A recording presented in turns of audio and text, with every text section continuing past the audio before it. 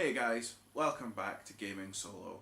Today we're looking at the company Rubiks, always synonymous with really good puzzles. The cube, obviously, the clocks, pretty well known, the magic, back in production and really fun. Today though we're going to look at one of their newer products which was meant to put them back on the map as a serious puzzle game company. We're looking at the 360. Let's see how this thing holds up.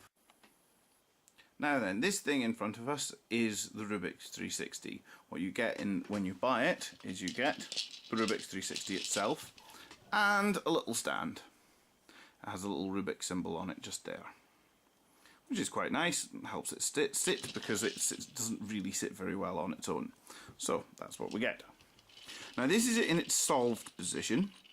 And what this puzzle consists of is a ball, an outer ball with these little bubbles on it, and as you can see each bubble is color coded, and there is a ball that consists of the same color for each bubble. Now then, on the other things it has is these two black dials here have the locking mechanism. That's really all they're for, so that you can open or close these bubbles so that you can keep the balls in or let them drop out. On the inside of this ball are two other spheres. It's quite hard to see when recording, but there is a middle sphere that is weighted at the bottom. You can see there's actually ball bearings set into the plastic. And the middle sphere has two holes. One hole rotates around this sort of hemisphere, and the other hole goes around this hemisphere for the balls to get into the bubbles. That middle sphere is on a spinning axis which coincides with these points here. So it rotates here. You can see the hole 1 and hole 2, and they rotate smoothly there around with it, so they are always facing up.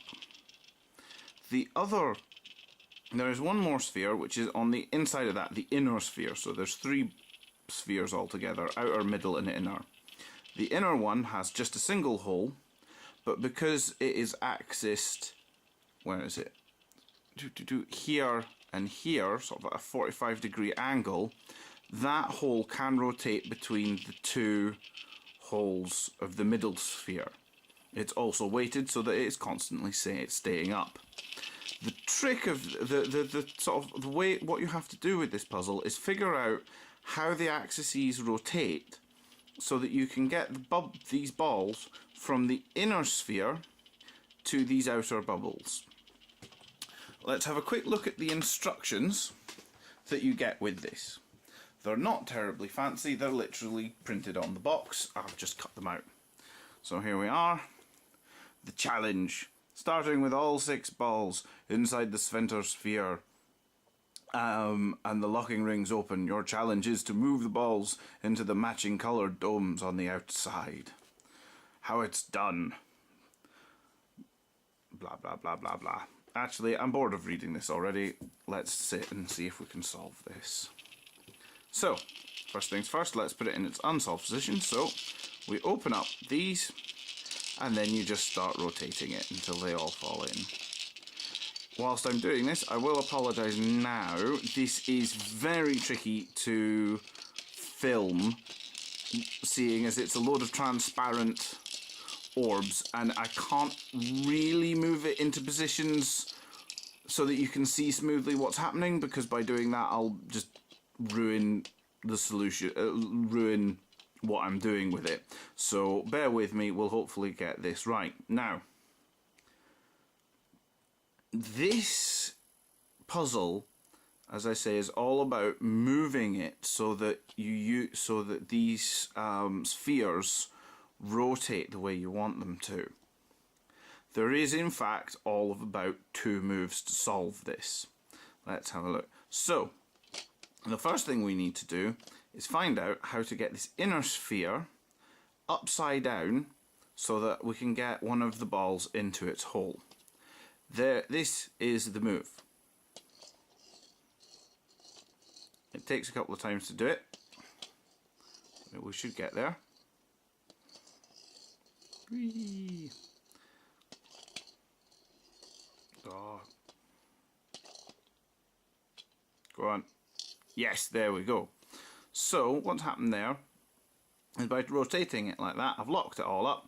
I've now got the green, is that the green? No, it's the red ball into the hole. This is actually on the wrong side, because if I hold it vertically, which I can do now, oh, apologies there,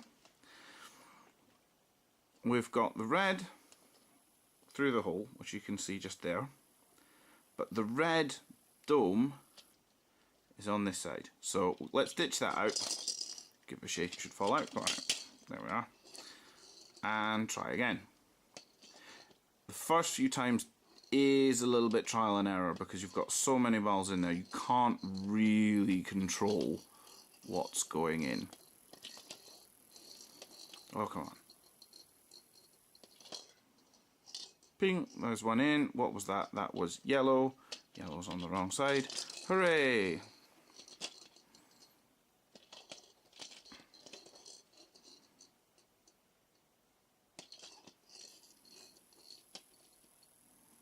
This is surprisingly tricky to do when you've got a camera sitting right in front of you. Orange. Okay, so we've got the orange ball through the hole. And we have the orange here. So we're on the right side. Time to do the second move. I'm going to actually flip these locked for now. Now, this part, having had a look online and things, you're supposed to be able to do some fancy flick which rotates it round. This doesn't work in my experience. The next move is called sheer brute force. And basically all I'm doing is hitting this so that, there we are, let's see if I can get this on screen. The holes are now pretty close to lining up. You can see that there. They're right by each other. Let's just give it another tap. There we go.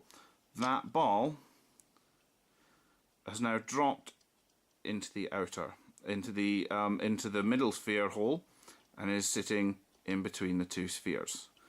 Sitting in the locking mechanism. We'll get that out of there. Whee. It seems to want to sit there, so that looks like where it's weighted. So let's do this. Whee.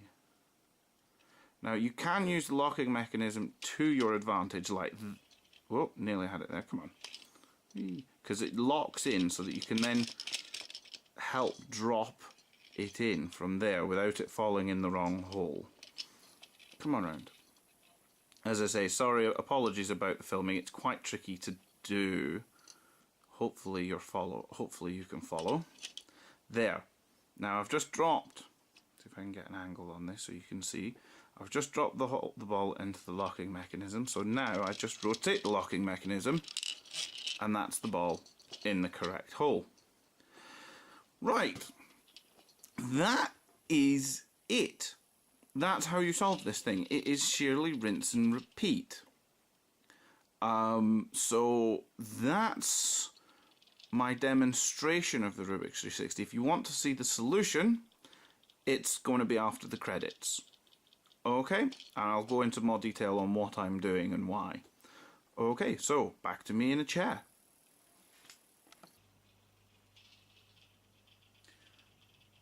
I was really excited to get this puzzle. It looked really cool. It's got knobbly bits, it's spinny.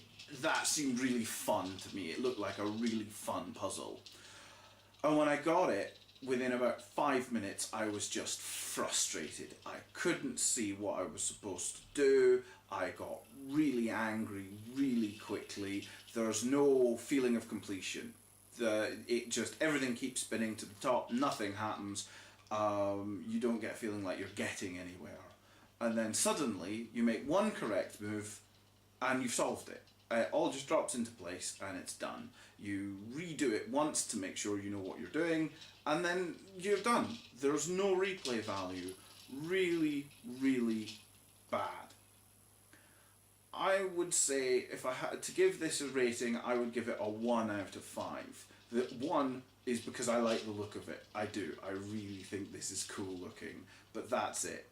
Not a very good puzzle at all. So 1 to avoid.